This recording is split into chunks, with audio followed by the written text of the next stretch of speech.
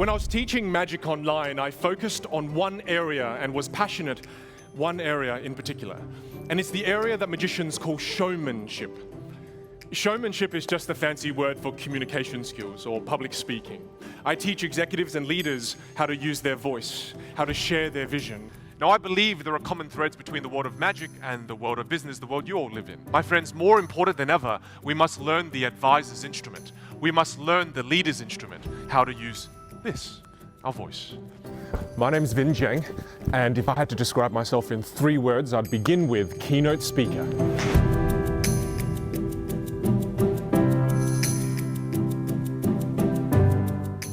And the second word would have to, give me a sec.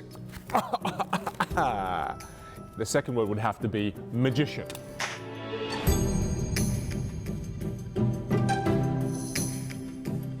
Oh, and the last word would obviously have to be public speaking teacher. Oh, and I better do that.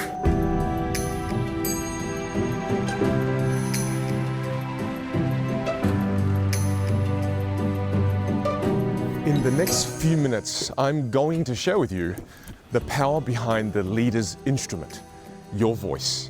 Now, if you doubt the power behind this instrument, let me share with you one quote. It takes one voice at the right pitch to start an avalanche.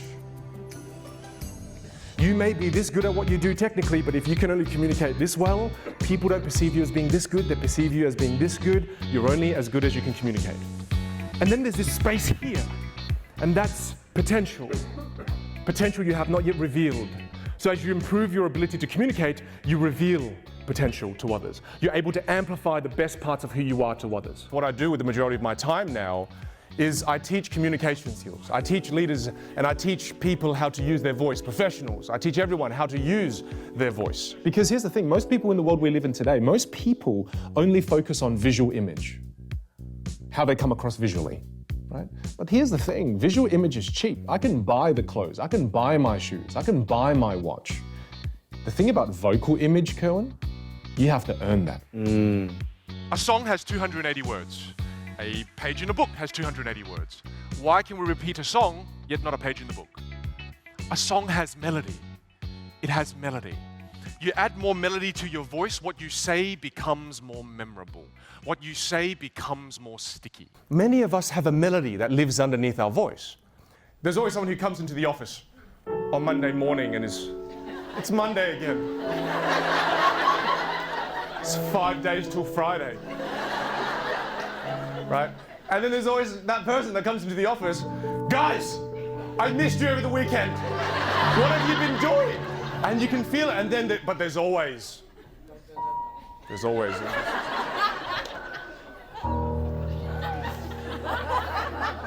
You were late. So listen, there is a melody that lives underneath your voice. There is a melody.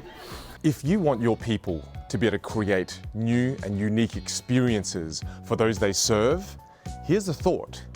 The tongue can paint pictures the eyes cannot see. Take off your right shoe. No, I'm just kidding. It's not there. It's not there. I'm just kidding. Thank you very much. Give her a big round of applause. Please think of any playing card. It was 9 of hearts. Okay. Could you show the audience what it is?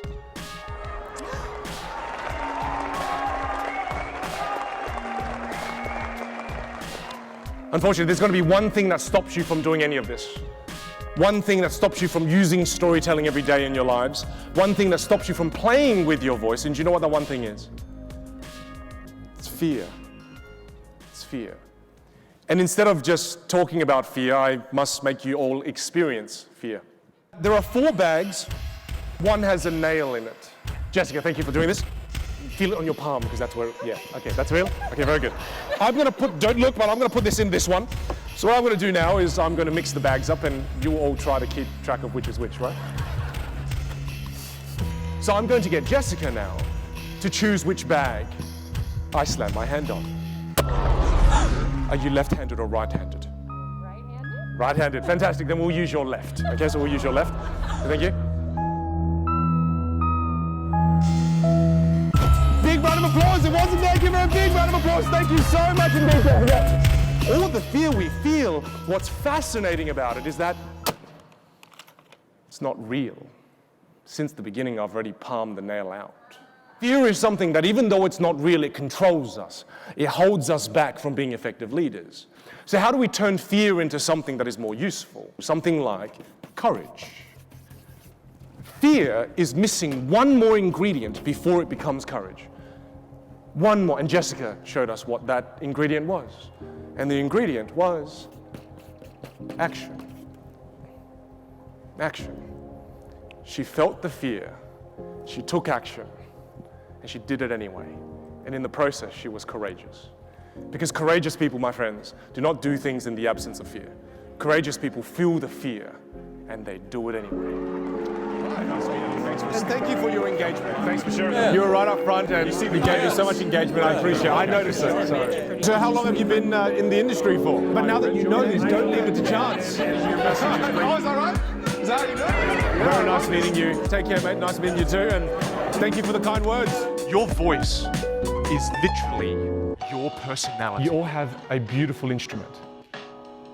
Play it with purpose. It takes one voice at the right pitch to start an avalanche. Thank you very much indeed. Thank you, my friends. Thank you very much. Thank you, Davita. Have a wonderful conference. If you're looking for something fresh, new, and different, I have just the keynote for you. Looking forward to potentially working together soon. Oh, sorry. My bad. Sorry. I'm not even speaking at this conference.